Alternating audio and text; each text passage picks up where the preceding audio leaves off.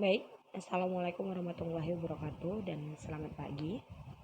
Perkenalkan, nama Ibu Lisa Handayani. Ibu mengampu bidang studi simulasi dan komunikasi digital. Sebagaimana yang tertampil pada layar adalah Ibu mengajar di kelas 10 akuntansi, 10 TKJA, B dan C, dan 10 TSMA dan B. Pada materi kali ini kurang jelas ya nampak. Pada materi kali ini adalah mengevaluasi paragraf deskriptif, argumentatif, naratif, dan persuasif. Tentu timbul satu pertanyaan yang menjadi dasar kalian. Mengapa pembelajarannya adalah simulasi dan komunikasi digital? Mengapa materinya? Kenapa ada dimasukkan materi tentang mengevaluasi paragraf? Kita masuk pada slide selanjutnya. Nanti akan terjawab. Sebelum pertanyaan itu Ibu jawab, sebelum pertanyaan yang menjadi dasar kalian kenapa bisa mata pelajaran simulasi dan komunikasi digital berkaitan dengan bahasa Indonesia.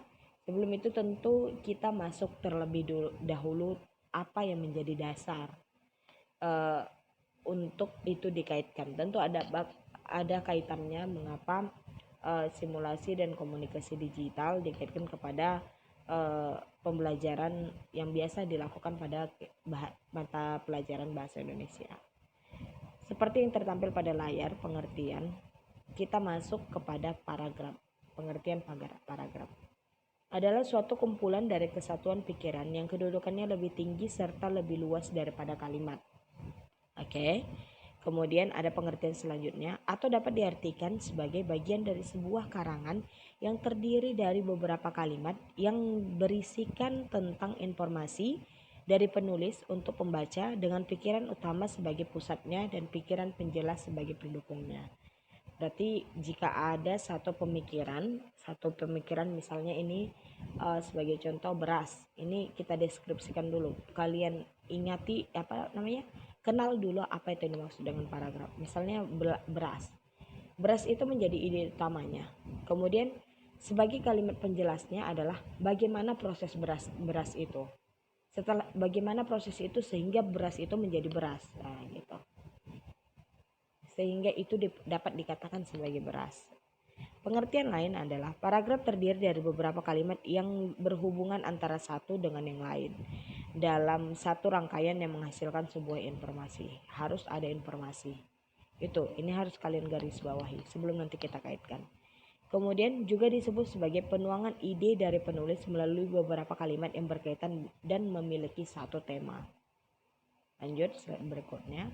Ciri-ciri paragraf. Kalimat pada baris pertama terletak agak dalam. Kemudian jarak 5 ketukan spasi jenis karangan biasa.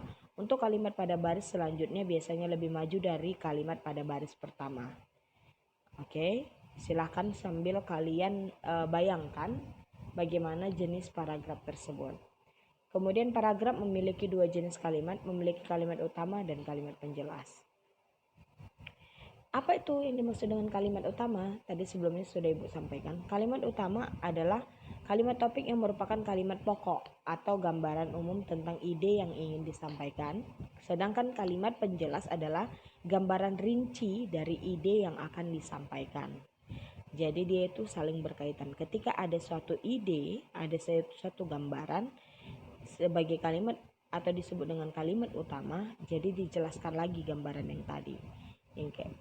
Yang seperti Ibu bilang contoh tadi, beras sebagai idenya, kalimat penjelasnya adalah bagaimana proses beras itu sehingga dapat dikatakan ia sebagai beras, seperti itu. Lanjutannya, berkaitan dengan ini pada materi pembelajaran bahasa Indonesia. Nah, ini Ibu tidak memperdalam tentang materi apa itu, bagaimana jenis kalimat, bagaimana jenis paragraf deskriptif, bagaimana jenis paragraf persuasif, bagaimana jenis paragraf naratif, bagaimana jenis paragraf argumentatif. Itu tidak Ibu jelaskan secara mendalam, bahkan Ibu tidak mengambil contohnya karena itu menjadi tupoksi mata pelajaran bahasa Indonesia. Dan tentunya kalian bisa mencari tahu apa itu yang dimaksud dengan paragraf yang sebelumnya Ibu jelaskan tadi. Oke. Yang menjadi pokok utama adalah ketika kalian sudah Ibu ajarkan tadi bagaimana membuat paragraf, Tentu apa kaitannya? Itulah pertanyaan yang pertama kali. Apa kaitannya cara membuat kalimat paragraf atau mata pelajaran bahasa Indonesia khususnya, apa kaitannya dengan mata pelajaran simulasi dan komunikasi digital? Jadi kaitannya terletak pada ini. Kita mulai dari pengolahan data. Ini namanya Microsoft Word, atau sering kalian tahu itu menjadi aplikasi pengolah data yang diwadahi atau wadahnya adalah Microsoft Office. Jadi ini dari beberapa Microsoft Office itu salah satunya adalah Microsoft Word, dan inilah dasar kita mengapa berkaitan kepada paragraf tadi. Oke. Tentunya simulasi dan komunikasi digital itu dikaitkan. Mengapa simulasi dan komunikasi digital adalah seperti yang tadi telah dijelaskan, apa itu bagaimana ciri-ciri yang paling monoton adalah bagaimana ciri-ciri paragraf tadi. Untuk dikatakan sebagai suatu paragraf kan katanya tadi ada ciri-cirinya, sedikit menjorok ke dalam. Kalau selama ini kita membuat suatu paragraf secara manual, kita tuliskan, kita masukkan sedikit agak ke dalam. Ketika kita memulai suatu tulisan, barisan dalam tulisan, untuk suatu paragraf kita masukkan sedikit, itu secara manual kita menuliskannya bisa. Tetapi jika dikaitkan kepada mata pelajaran simulasi dan komunikasi digital, sebagaimana kegiatan yang selama ini kita lakukan secara manual, ini kita kaitkan kepada urusan digital, kita kaitkan kepada kehidupan digital. Salah satunya aplikasi untuk pengolah data yang dikatakan sebagai aplikasi digital, yaitu Microsoft Word. Seperti Microsoft Word yang diwadahi, yang Ibu katakan tadi sebelumnya, diwadahi oleh Microsoft Office, salah satunya Microsoft Word. Sebagaimana penjelasannya, merupakan program untuk mengolah data, mengolah kata, digunakan untuk menulis dokumen, misalnya karya tulis, skripsi, novel, dan sebagainya. Juga selain itu dapat digunakan untuk bekerja dengan tabel, menulis teks dengan kreasi, menyisipkan gambar maupun yang lainnya.